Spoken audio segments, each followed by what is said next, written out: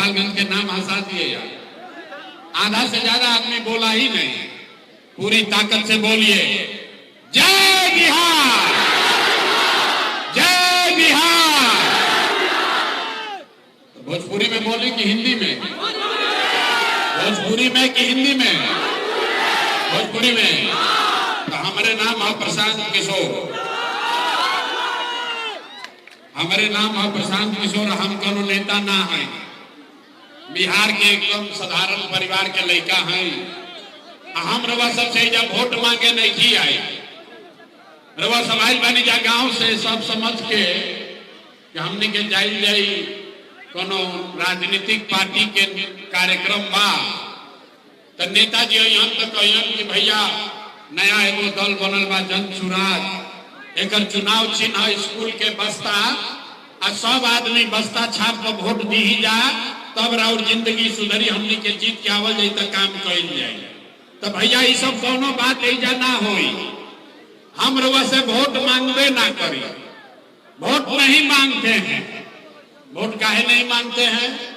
ए भाई वोट मांगे वाला तो हर एक बरिस पर रउआ यहाँ कोई न कोई आवते बा, जे आई लिए कहलस कि हमरा के वोट दे दो, हम आई ना तो तहार सब कामे हो जाए। ये सुन सुन के आदमी जीवन भर से वोट देले जाता। पहले 40-45 वर्ष तक सब लोग मिलके कांग्रेस के वोट देलस, कांग्रेस के राज रहे। फिर सब लोग कहल ना अब गरीब के बेटा लालू जी के राजा बनावल जाई, तरुआ वोट से 15 वर्ष तक लालू जी राजा बनल। फिर अभी 20 वर्ष से नीतीश बाबू कुर्सी पर बैठल बाड़न। दिल्ली में हमने आपने मोदी जी को भी जिताकर देख लिया, गोपालगंज में, कोचाई कोट में, बिहार में आपका और आपके बच्चों का जीवन नहीं सुधरा। तब आई बालन कोनो प्रशांत किशोर, रउआ हमार बात सुनो आ हमरा पर भरोसा करके हमरा के वोट दे, तो एक का गारंटी बाकी जीतला के बाद हम रउआ संगे धोखा ना करो। ए भाई वोट से पहले तो सब बढ़िया बतियावेला, वोट के बाद आपके साथ धोखा करता है। इसीलिए हम जन सुराज में वोट नहीं मांगते हैं। लेकिन सब घर से उठ के आई बा तरुआ क्या भी 15-20 मिनट में एगो रास्ता बताई, गरीबी से निकले के रास्ता। अगर आप उसको समझ लीजिए तो फिर जकरा के मन होके ओकरा के वोट दे दीजिए। वोट जिसको मन है उसको दे दीजिए, लेकिन जो रास्ता अभी सिखाएंगे वैसे वोट दीजिएगा। तो और कुछ होके चाहे ना, रउआ खाती, राउर लइकन खाती, बाल बच्चन खाती, यही बिहार में गोपालगंज में बढ़िया पढ़ाई और रोजगार के व्यवस्था निश्चित तौर पर हो जाएगी। और अगर ना होके तब मुखिया जी के ना, विधायक सांसद मंत्री का नहीं, अपने बेटा अपने भाई प्रशांत किशोर का गला पकड़िएगा। तब अब जकरा जकरा रास्ता सीखे के बाद 15 मिनट तक कोई आपस में बात नहीं करेगा। आपस में बतियावे के नहीं थे, नारा भी नहीं थे लगावे के, ताली भी नहीं थे बजावे के। अब भाषण हो गई खत्म। आज जकरा जकरा रास्ता सीखे के बाद ओकरा 3 गो सवाल के जवाब देवे के बाद सारे आदमी को आपसे अभी 3 सवाल पूछेंगे। आपको हाथ उठाकर हाँ या ना खाली बोलना है। आपको अपने आंख के सामने अभी दिखेगा कि आपके गरीबी का, बिहार के बदहाली का कारण क्या है और इससे निकले का रास्ता, उपाय क्या है। हाथ उठाकर जवाब देना है। हाथ काहे उठावे के बाद? हाथवे में सब दम बा।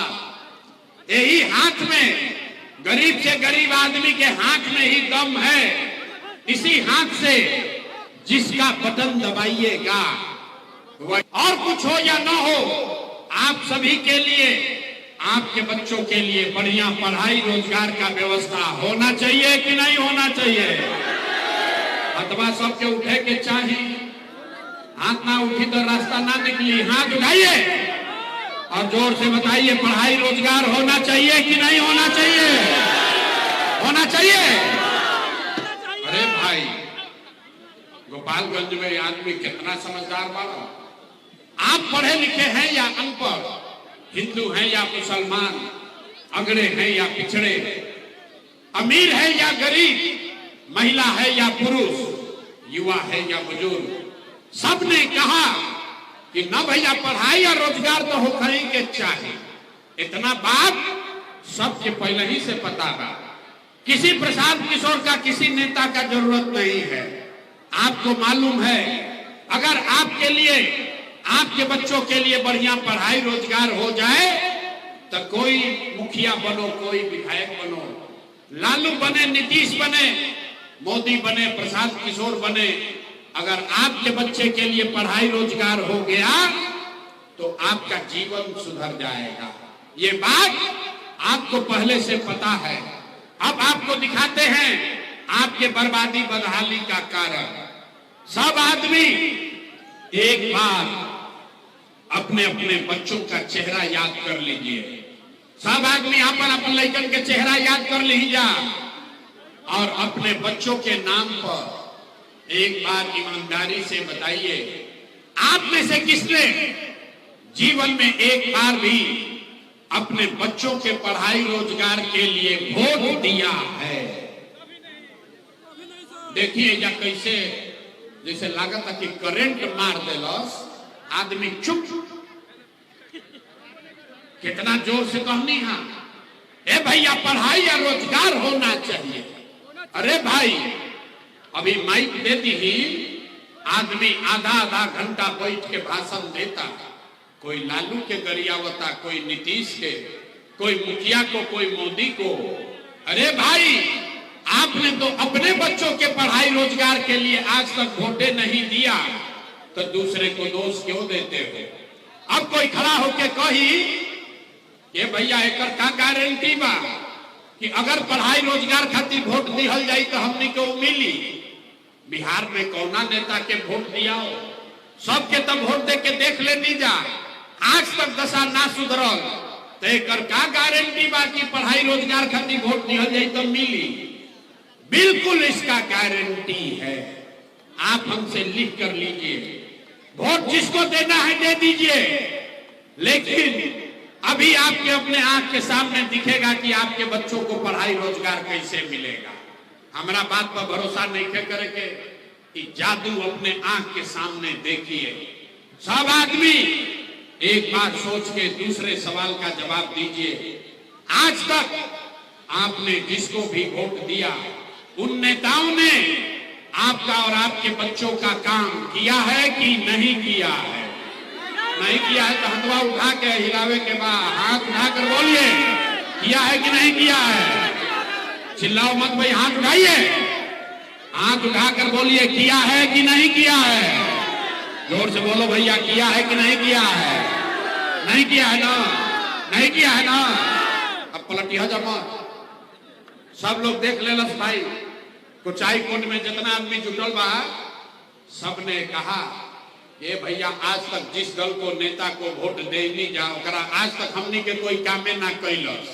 तब जादू देखी कि आपके बच्चे को पढ़ाई रोजगार कैसे मिलेगा। हम गिनवावे शुरू करत नहीं, सही बात बोलब तो हाँ बोले के बाद, गलत बोलब तो ना बोल दे। अभी 2 मिनट में दिखी कि रौ लड़का के पढ़ाई रोजगार कैसे मिली। पूरा बिहार में, गोपालगंज कोचाई कोट में बहुत सारे लोगों ने 5 किलो अनाज के लालच में मोदी जी को, भाजपा को वोट दिया है। तब बिहार में चाहे जितना चोरी भ्रष्टाचार बा, 1 किलो चोरी करके 4 किलो अनाज यहाँ पर लोगों को मिल रहा है कि नहीं मिल रहा है? अथवा उठा के बोले के बाद 4 किलो अनाज मिला था कि नहीं खे मिला? अरे तो जोर से बोलो, हाथ उठाइए, बोलिए 4 किलो अनाज मिल रहा है कि नहीं मिल रहा है? आपने, हमने वोट दिया, हिंदू मुसलमान बन के सब हिंदू लोग कहलस ए भैया सब हिंदू एक हो जाओ। अब की हमनी के अयोध्या में राम जी के मंदिर बनावे के बाद तो आपके कुचाई कोट में गांव में नाली गली नहीं बना, स्कूल अस्पताल नहीं हुआ, आपके इंदिरा आवास नहीं मिला, लेकिन आपके वोट से अयोध्या में राम जी का मंदिर बना है कि नहीं बना है?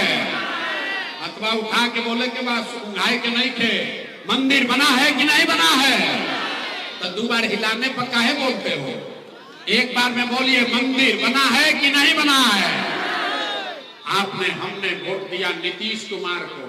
कई आदमी कहल लालू और मोदी के ना दे, हम तो नीतीश के वोट दे, हमारा बिहार में बिजली पानी सड़क चाहिए। लालू जी के राज में बिहार में बिजली पानी सड़क नहीं था, तो नीतीश के बिहार में इसी भ्रष्टाचार वाले राज में बिजली का बिल 1000 आए चाहे 2000, घरे घरे बिजली आया है कि नहीं आया है? अरे भाई हाथ उठा के बोलिए, नहीं तो हमारा और भी काम है। हाथ उठाकर बोलिए, बिजली आया है कि नहीं आया है? आपने हमने वोट दिया जाति के नाम पर। बिहार में आदमी कहेला जी ही चाहे मर जाए, अपना जाते वाला के वोट दे। तो आपके जात के नेता ने आपके बच्चों के लिए पढ़ाई रोजगार का बात नहीं किया, लेकिन जाति का बात और जाति का गिनती जनगणना पूरा बिहार में कराया है कि नहीं कराया है? आपने हमने वोट दिया सिलेंडर के लालच में मोदी जी के। सब लोग कहल कि अब सिलेंडरे पर खाना बनावल जाए, तो भैया सिलेंडर के दाम 1000 हो कि 1200, घरे घरे सिलेंडर बताइल बा कि नहीं के बताई? अरे मोदी जी झूठो बोला था, हाथ उठा के बोलो, सिलेंडर बांटे हैं कि नहीं बांटे हैं? आपने हमने वोट दिया मोदी का भाषण सुन के कि मोदी ने गुजरात में बड़ा विकास किया है।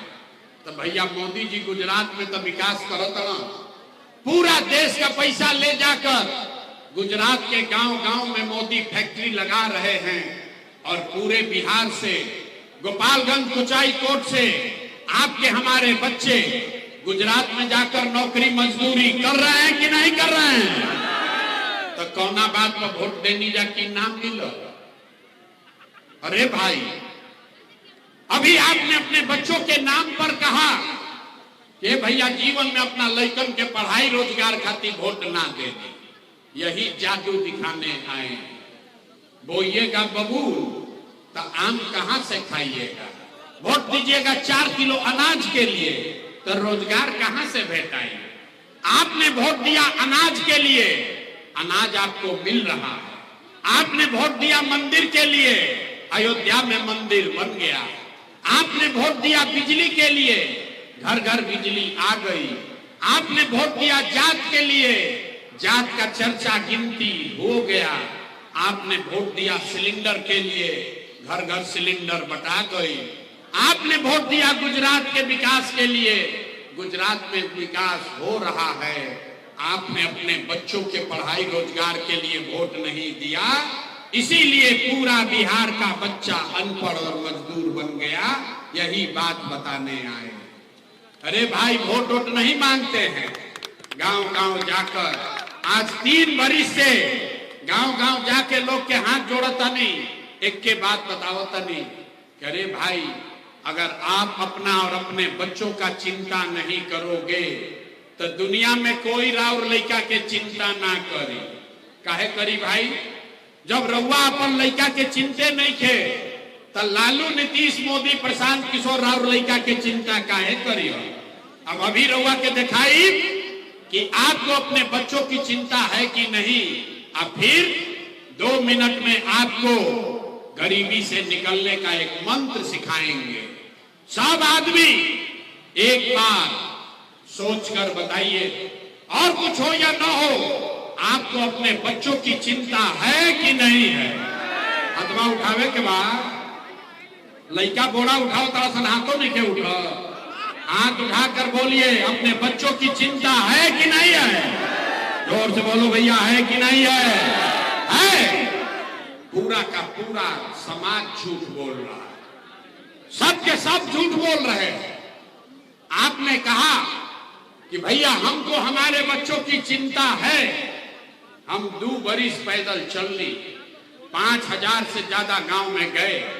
आज रउआ गांव में आई बनी, रास्ता में अगर 100 वो बच्चा मिला, आपके गांव जवार का 100 बच्चा मिला, आधा से ज्यादा आपके बच्चों के शरीर पर शुद्ध कपड़ा नहीं है। जिस गांव में चलिए, ज्यादातर गांव में बच्चों के पैर में हवाई चप्पल भी नहीं है। लोग से पूछा था नहीं, ए भाई अपना लड़का के का हाल कैले बारो, चप्पल काहे नहीं खरीद? लोग कहता है ए भैया इतना गरीबी बा, कहां से चप्पल खरीदी, कैसे लड़का के पढ़ाई, कैसे कपड़ा पहनाई।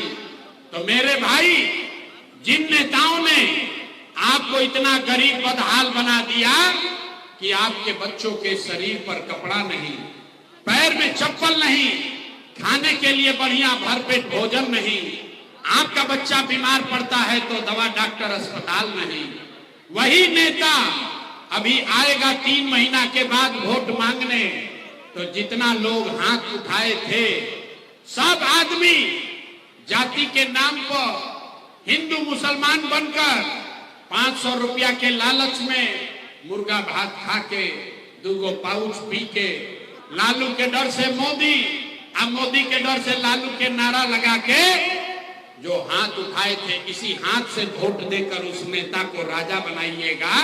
और यहाँ कहता है कि बच्चों के लिए बड़ा चिंता है।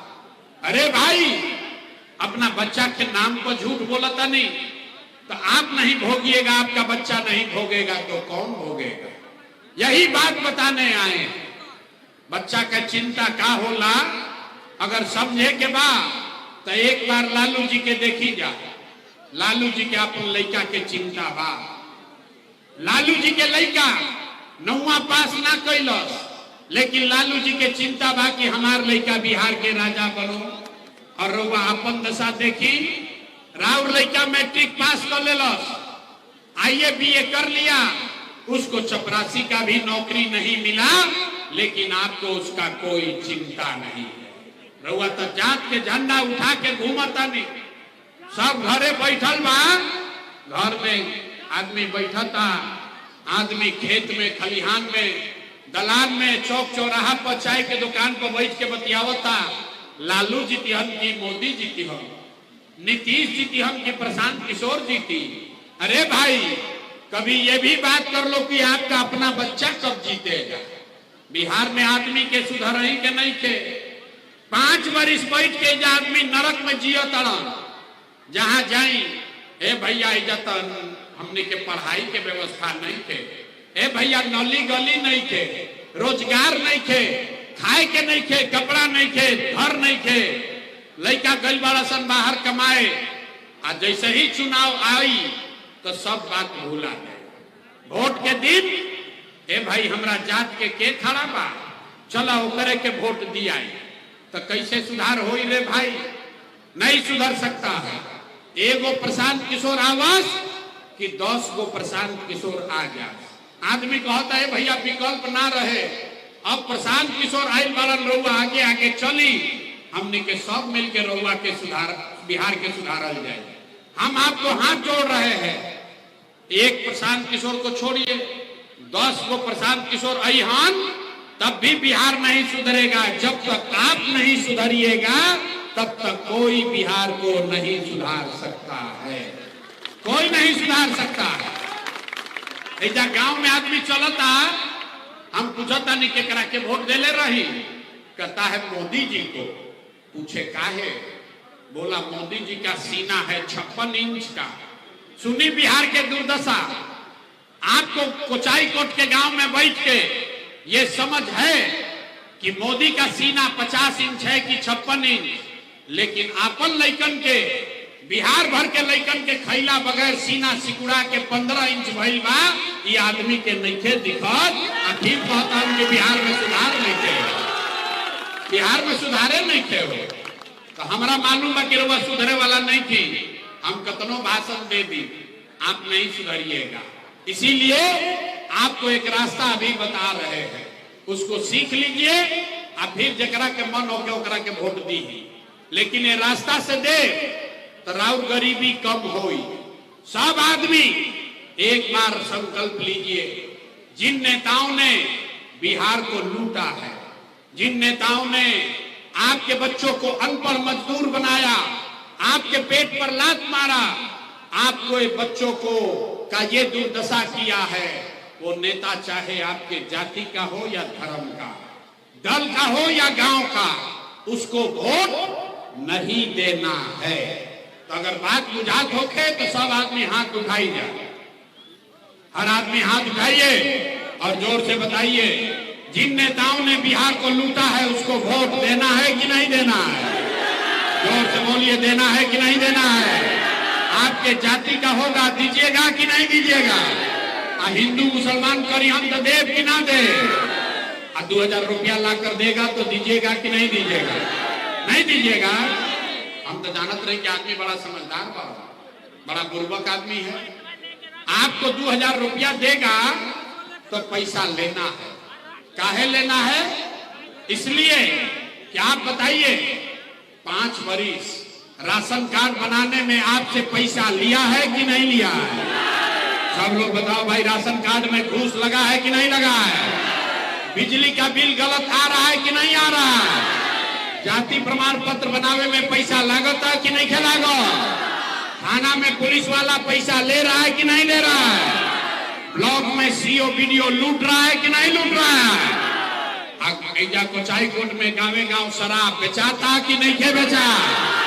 ए भाई हाथ उठाकर बताओ, शराब बिक रहा है कि नहीं बिक रहा है? अरे भाई, तो 5 बरिस समनिए के पैसा लूट के ले गए वाला सब, वही में से ला के 1000 रुपया दी ही तो अपना ही पैसा है, पैसा लेना है। लेकिन पैसा लेने के बाद एक संकल्प सबको लेना है। इस बार जब वोट देने जाइए तो जीवन में एक बार संकल्प लीजिए, वोट किसी नेता के लिए नहीं, किसी दल के लिए नहीं, नाली गली के लिए नहीं, 5 किलो अनाज के लिए नहीं, मंदिर मस्जिद के लिए नहीं, लालू नीतीश मोदी प्रशांत किशोर के लिए नहीं, जीवन में एक बार वोट। सारे लोग संकल्प लीजिए, जीवन में एक बार वोट अपने अपने बच्चों के लिए देना है, अपने बच्चों के पढ़ाई और रोजगार के लिए देना है। ताली नहीं के बजावे के, अपना पूर्वक मत बुझी, हाथ उठाई, हाथ उठाकर संकल्प लीजिए, अगली बार वोट अपने बच्चों के लिए देना है कि नहीं देना है? अपने बच्चों के लिए वोट देना है कि नहीं देना है? देना है। आधा आदमी के ना बुझाई कि बच्चा के लिए वोट देवे से का हो। आदमी अभी गई नहीं जैसे बहरी तो कहन की कहला हवन की बच्चा खातिर वोट देवे के बाद एकरा से का होई। अभी जादू देखी का होई। आपने मोदी का चेहरा देखकर वोट दिया तो चाय बेचे वाला मोदी देश के राजा हो गई। आपने लालू जी का चेहरा देखकर वोट दिया तो भैंस चरावे वाला लालू यादव 30 वर्ष से बिहार के राजा हैं। आपने नीतीश का चेहरा देखकर वोट दिया तो वैद का लड़का नीतीश कुमार 20 वर्ष से आप पर शासन कर रहे हैं। एक बार हमारी बात मानिए, एक बार अपना भाई अपना बेटा प्रशांत किशोर का बात मानिए, एक बार वोट अपने बच्चों का चेहरा देख कर दीजिए। आपके वोट में इतना ताकत है, आपका बच्चा भी बेरोजगार नहीं रहेगा। अब अगर बुझा गई होके तो फिर से हाथ उठाई, सब लोग हाथ उठाइए और संकल्प लीजिए, इस बार वोट अपने बच्चों के लिए देना है कि नहीं देना है? अपने बच्चों के लिए देना है कि जात के लिए देना है? जात खाती कि बच्चन खाती? झूठ नहीं ना बोलो, जांच ली, जांची। ये बताइए नवंबर में नीतीश कुमार रहियन की जइयन? सब लोग बताओ भाई, नीतीश कुमार को रखना है कि हटाना है? आवाज ना है। नीतीश कुमार के रखे के बाद कि हटावे के बाद? नीतीश को रखना है कि हटाना है? जोर से बोलिए, रखना है कि हटाना है? अब मोदी आई हम कहन की सब लोग वोट दे दो तो दिया ही काहे ना दिया ही? अच्छा जाइल तो कहता ना दिया ही, काले मोदी आई हम तो मोदी मोदी करके जाइएगा। अभी 1 मिनट में यहाँ पर फैसला किया जाएगा कि मोदी के कहला पर वोट देवे के बाद कि नहीं के देवे। अभी एक सवाल का जवाब दीजिए, आपको अपने आंख के सामने दिखेगा। आप बताइए, वोट बिहार के तो फैक्ट्री कहाँ लागे के चाहिए? बिहार में कि गुजरात में? सवाल पूरा सुन लो, बिहार के आदमी यही में मरता। अरे सवाल पूरा सुन लो, वोट बिहार का, तो फैक्ट्री कहाँ लगना चाहिए, बिहार में कि गुजरात में? सबके बोले के बाद बिहार में कि गुजरात में? बिहार में कि गुजरात में? बिहार में कि गुजरात में? अच्छा, तो जितना अपने मोदी के वोट दिले बड़न जा, सब आदमी तनी सोच के बताई, 15 वर्ष में मोदी फैक्ट्री कहाँ लगैलन, बिहार में कि गुजरात में? अब देखो कैसे छुपाई बड़न जा, मोदी मोदी मोदी। अब बोला ए भाई, जे मोदी के वोट दिले बा, सब लोग सोच के बताओ, 15 वर्ष में मोदी ने फैक्ट्री कहाँ लगाया, बिहार में कि गुजरात में? अजय नहीं के बोला तो चुपा जा, मुंह में दही मत जमाइए, दम है तो बोलिए। अरे मोदी को वोट दिए हैं, जल्दी से बोलो, मोदी ने फैक्ट्री कहाँ लगाया, बिहार में कि गुजरात में? बिहार में कि गुजरात में? मंजूर बा, वोट लेबा बिहार में, फैक्ट्री लगेगा गुजरात में, मंजूर है? मंजूर है? मंजूर है? नहीं है ना? तो मोदी काला वोट दिया ही ना दिया ही? हाथ उठाकर बताइए तो जरा, पीछे तक उठाइए हाथ। मोदी का ने वोट दीजिएगा? मोदी का ने वोट दोगे? अरे अभी यो ना के मन्नत तुम्हारा नीचे कह लेगा, हाथ ऊपर कीजिए, हाथ ऊपर करके बताइए, मोदी का ने वोट दोगे? और अगर दीजिएगा तो गुजरात में लड़का जाके मजदूर बनी हसन तो कर भागी, यह मोदी भक्त लोग हो जा। बात सबके तय हो गई, मोदी का नहीं दीजिएगा वोट तो नीतीश कुमार तो गई रैयन की जई है, नीतीश कुमार रैयन की जई है, जोर से बोलिए रैयन की जई है। तनी टाटा बोलिए नीतीश कुमार को, हाथ उठा के तनी टीटा बोली जा, नीतीश कुमार रैयन की जई है, रैयन की जई है। कैलान पीछे तक हाथ उठाइए, देखो तनी जैसे कितना आदमी हाथ देखे उठा कहता हम काहे उठाए, हम ना सुधरो, हम ना सुधरब, अभी बिहार के और कुछ 5 वर्ष अभी ना मनिहन आदमी। अरे सोच के बताइए, नीतीश कुमार को रखना है कि हटाना है? हटाना है तो हाथ उठाकर टीटा बोलिए नीतीश कुमार को। कहानी लग गई ना, नीतीश कुमार गईलान, जोर से बोलिए गईलान, गईलान। बच गई लालू के ललटेन। ए भाई लालू के ललटेन चाहिए, ए लालू का ललटेन चाहिए, किसी को लालू का ललटेन चाहिए, फिर से अपहरण रंगदारी वाला राज चाहिए।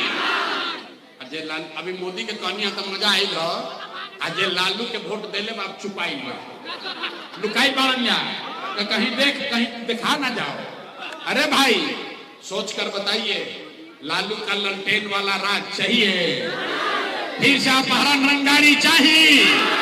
ए भाई चाहिए तो बोलो, लालू का ललटेन चाहिए? नहीं चाहिए तो हाथ उठाइए, हाथ उठाकर बोले लालू को वोट दीजिएगा, लालू का ललटेन का वोट दीजिएगा। अजय जे देले बाजे का हाथ ऐसे नीचे कैले बा, डरे, अरे बाप रे बाप, कहीं अगल बगल के आदमी भी देख ली तो बड़ा पिटाई हो। ये बा हमने के बिहार के दुर्दशा कैले बा। सोचकर अंतिम बार बोलिए, लालू को वोट देना है? नहीं देना है ना? तो लालू नीतीश मोदी तीनों चल गई, तो के बचा? कौन बचा? प्रशांत किशोर गैलन तेल लेने। अभी ठगात मन नहीं के भरल, अब लालू से ठगैला, नीतीश से ठगैला, प्रशांत किशोर से ठगैला। अरे भाई जेपी ने क्या कहा, जयप्रकाश नारायण ने कहा, जब शासन बहुत भ्रष्ट हो जाए तो जेपी ने कहा सिंहासन खाली करो कि जनता आती है। अब बिहार में लालू नीतीश मोदी का राज नहीं, जनता का राज होना चाहिए। होना चाहिए कि नहीं होना चाहिए? होगा चाहिए तो तनी जोर से बोलो, लालू नीतीश मोदी तीनों गईलन, कौन बचा? जनता। कौन बचा? कौन बचा? हाथ उठाकर बोलिए, लालू नीतीश मोदी तीनों साथ, कौन बचा? कौन बचा? कौन बचा? कौन बचा? लालू नीतीश मोदी का राज नहीं चाहिए, बिहार में जनता का राज होना चाहिए। होके के चाहिए कि ना? तो तनी जोर से बोली, जय बिहार, जय बिहार। आदमी सब सुन के कहता इतना बढ़िया बढ़िया बतियावत अपना खातिर क्या चाहता। कुछ आदमी के बुझाता कि हमें जाई बानी मुख्यमंत्री बने, तरवा हमरा के नहीं की जानो, हम इतना छोटा सपना लेके पैदा नहीं की गए। ये मुख्यमंत्री बनने के लिए इतना पसीना नहीं बहा रहे हैं, ये पसीना इसलिए बहा रहे हैं कि ये सपना लेकर आए हैं कि अपने जीवन काल में एक ऐसा भी दिन देखे जब हरियाणा पंजाब से, गुजरात महाराष्ट्र से लोग गोपालगंज में, बिहार में नौकरी मजदूरी करने आए, तब मानेंगे कि विकास होके के चाहिए, होके के चाहिए। तनी जोर से बोलेंगे जय बिहार। तो हम रवा से वोट मांगनी ना, पैसा चंदा हम ली ही ना, लेकिन मांगने आए हैं आपसे आपका आशीर्वाद। अगर बात ठीक बुझाइल होके तो और कुछ नहीं, एक बार हाथ उठाकर आशीर्वाद दीजिए और बताइए कि बिहार में ये प्रयास होना चाहिए कि नहीं होना चाहिए। बिहार में प्रयास होके के चाहिए कि ना होके के चाहिए। बिहार में बदलाव होना चाहिए कि नहीं होना चाहिए, होके के चाहिए। अभी की 5 वर्ष के बाद, अभी की 5 वर्ष के बाद 25 में कि 30 में, जोर से सोचकर बोलो भैया, 25 में कि 30 में, 25 में कि 30 में, झूठ नहीं ना बोल रहे हैं, 25 में ना। तो बस 3 महीना समय है, अपने बच्चों के लिए वोट दीजिए और 3 महीना के बाद अब की हाली जब छठ दिवाली मनी तो आपका गरीबी खत्म होने का सिलसिला